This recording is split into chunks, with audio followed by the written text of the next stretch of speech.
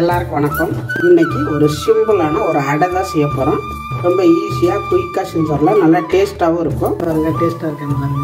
இது இந்த பருப்பு வடை எப்படி செஞ்சாங்களோ அடைன்னு சொல்கிறாங்க, வடையாக தெரியுது.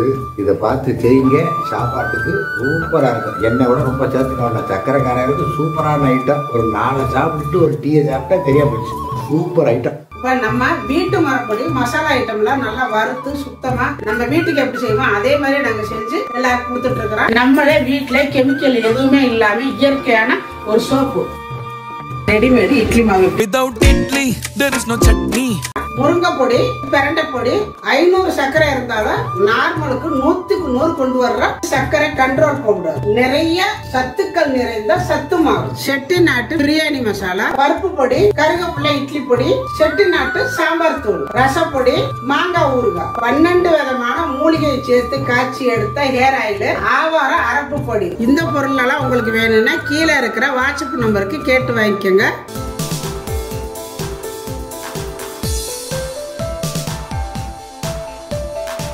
அரை கப்பு பாசிப்பருப்பு எடுத்துருக்கிறேன். அரை கப்பு பாசிப்பருப்பை ஒரு பாத்திரத்தில் சேர்த்துக்கலாம். 1 கப்பு துவரம் பருப்பு எடுத்துருக்கிறேன். 1 கப்பு கடலைப்பருப்பு, 1 கப்பு சாப்பாட்டு அரிசி, புழுங்கல் அரிசி. இப்போ இந்த ரெண்டையுமே தனித்தனியாக நான் நல்லா கழுவிடணும். கழுவி நான் எடுத்துகிட்டு வர்றேன். இது ரெண்டையுமே நல்லா கழுவி எடுத்துகிட்டு வந்துட்டு தனித்தனியாக இதில் கொஞ்சம் பாசிப்பருப்புலேயும் தண்ணி ஊற்றிக்கலாம், இதுலேயும் தண்ணி ஊற்றிக்கலாம். இப்போ இதில் ஒரு 4 வரமிளகாய் சின்னதாக போடுறேன். இதில் வந்து காரம் இருக்காது, அதனால் 4 போடுறேன். உங்களுக்கு எந்த அளவுக்கு காரம் தேவையோ அந்த அளவு போட்டுக்கோங்க. இதெல்லாம் சேர்த்து 2 மணி நேரமாவது நல்லா ஊறணும். ஊறட்டும், அப்புறம் காட்டுறேன். இப்போ நம்ம ஊற வச்சு நல்லா ஊறிடுச்சு. ஒரு 2 மணி நேரத்துக்கு மேலே ஆயிடுச்சு. ஒரு கழுவிட்டு மிக்சி சாரில் போட்டு நல்லா அரைச்சிக்கலாம்.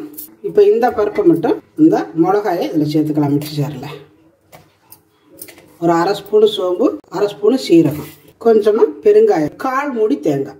இது எல்லாத்தையும் ஒன்றா சேர்த்துக்கலாம். ஒரு ஓட்டு ஓட்டிக்கலாம். பாருங்கள், இந்த மாதிரி 1-2 அடிச்சாச்சு. இப்போ நம்ம ஊற வச்சுருக்கிற இந்த அரிசி பருப்பு எல்லாத்தையும் இதில் கொஞ்சம் கொஞ்சமாக சேர்த்து ரொம்ப நைஸாக அரைக்காமல் குறப்பாக அரைக்கணும். இதில் கொஞ்சமாக தண்ணி ஊற்றிக்கோங்க. தண்ணி ஊற்றி நல்லா அரைச்சிக்கோங்க. கொஞ்சம் கெட்டியாகவே அரைச்சிக்கோங்க. அதுக்காக ரொம்ப தண்ணி ஊற்றக்கூடாது, ஓரளவு தண்ணி ஊற்றிக்கோங்க. பாருங்கள், கொஞ்சம் குறப்பாக தான் இருக்கணும். நைஸாக அரைச்சிட்டிங்கன்னா நல்லா இருக்காது. இதில் ஒரு பாத்திரத்துக்கு மாற்றிட்டு இதே மாதிரி எல்லாத்தையுமே அரைச்சிக்கலாம். இதை வந்து ஓரளவு குறப்பாக அரைச்சிட்டோம். இந்த பாசிப்பருப்பு இருக்குது பார்த்தீங்களா, இதை போட்டு சும்மா ஒரே ஒரு ஓட்டு தான் ஓட்டணும். நல்லா நைஸாக அரைச்சிடக்கூடாது. அதனால தான் எல்லாத்தையுமே அரைச்சிட்டு இதை வந்து கடைசியாக சேர்க்குறேன். லைட்டாக ஒரு ஓட்டு ஓட்டணும், அவ்வளவுதான். ஏன்னா நம்ம சாப்பிடும் பொழுது அந்த பருப்பு லைட்டாக கடிபடணும். அதுக்காகத்தான். பாருங்கள், இந்த பருப்பு தெரியுது பாருங்கள், இந்த மாதிரி இருக்கணும். இப்போ இதை சேர்த்துக்கலாம். இப்போ நம்ம எல்லாத்தையுமே அரைச்சி எடுத்தாச்சு. அது இருக்கட்டும். இங்கே ஒரு ஃபேன் அடுப்பில் வச்சுருக்கிறேன். இதில் கொஞ்சமாக எண்ணெய் காஞ்சதும் கருவேப்பிலை பொடியாக வெட்டி வச்சுருக்கிறேன். அதை சேர்த்துக்கலாம். பெரிய வெங்காயத்தை பொடியாக வெட்டி வச்சுருக்கிறேன், அதையும் சேர்த்துக்கலாம். சேர்த்து கொஞ்சம் அப்படியே லைட்டாக வதக்கிடணும். இந்த வெங்காயம் கொஞ்சம் செவந்தது கொஞ்சமாக மஞ்சத்தூள் போட்டுக்கலாம். நல்லா ஒரு கலக்கரைக்கிறங்க. இந்த மாதிரி நம்ம அரைச்சி வச்சுருக்கிற இந்த மாவை அதில் சேர்த்துக்கலாம். சேர்த்துட்டு நம்ம இதுவரெல்லாம் உப்பு போடலை. இப்போ தேவையான அளவு உப்பு. அடுப்பை குறைச்சி வச்சு இதை நல்லா கிண்டி விடுங்க, கிளறி விடுங்க. அதாவது ஓரளவு கெட்டியாக வர்றது நம்ம கிண்டணும். நல்லா இந்த மாதிரி கெட்டியாக வந்ததும் கொஞ்சம் போல கொத்தமல்லி தழை பொடியாக வெட்டி வச்சுருக்கிறேன். இப்போ அதை சேர்த்துக்கலாம். சேர்த்துட்டு நல்லா இது மாதிரி அப்படியே பரட்டி விட்டு வேக விட்டுருங்க.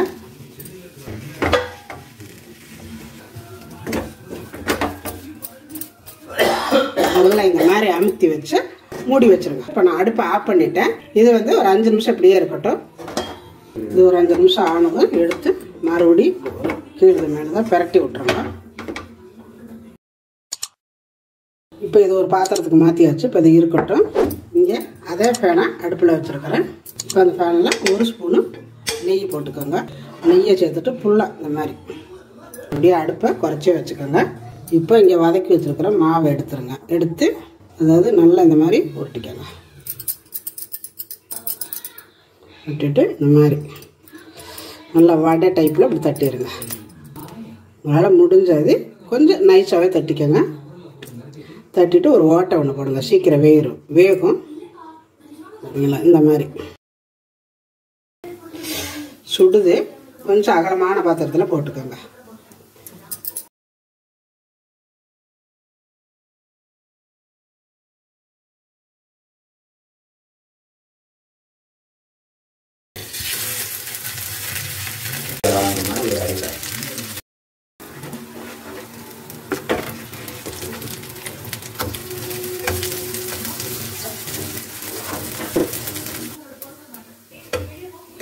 மறுபடியும் அப்படி திருப்பி விட்டுருங்க. இன்னும் கொஞ்சம் எண்ணெய் விட்டிங்கன்னா நல்ல கலராக கிடைக்கும்.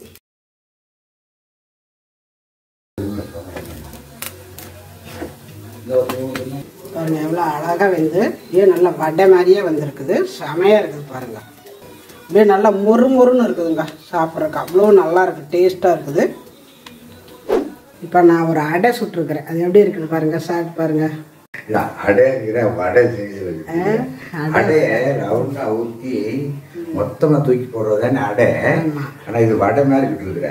அதான் பருப்பு வடை மாதிரியே. பருப்பு வடை மாதிரி இது என்ன அவ்வளோ பஞ்சு மாதிரி பொது பொதுன்னு வருது. நல்லா இருக்கா? சாப்பிட்டு பாருங்க, டேஸ்ட்டாக இருக்கான்னு பாருங்க. ரொம்ப நல்லா இருக்கு, சூப்பராக இருக்குதுப்பா. முறுக்கு முறுக்குன்னு இருக்கா? சூப்பராக இருக்குதுப்பா, மெயினாக இருக்குது. நல்ல மொறுன்னு பருப்பு வடை. மக்களே, இது இந்த பருப்பு வடை எப்படி செஞ்சாங்களோ அடைன்னு சொல்கிறாங்க, வடையாக தெரியுது. இதை பார்த்து செய்யுங்க, சாப்பாட்டுக்கு சூப்பராக இருக்கும். எண்ணெய் விட ரொம்ப சேர்த்துக்க வேண்டாம். சக்கரை காரைகளுக்கு சூப்பரான ஐட்டம். ஒரு 4 சாப்பிட்டுட்டு ஒரு டீயை சாப்பிட்டா தெரியாம போச்சு. Super item.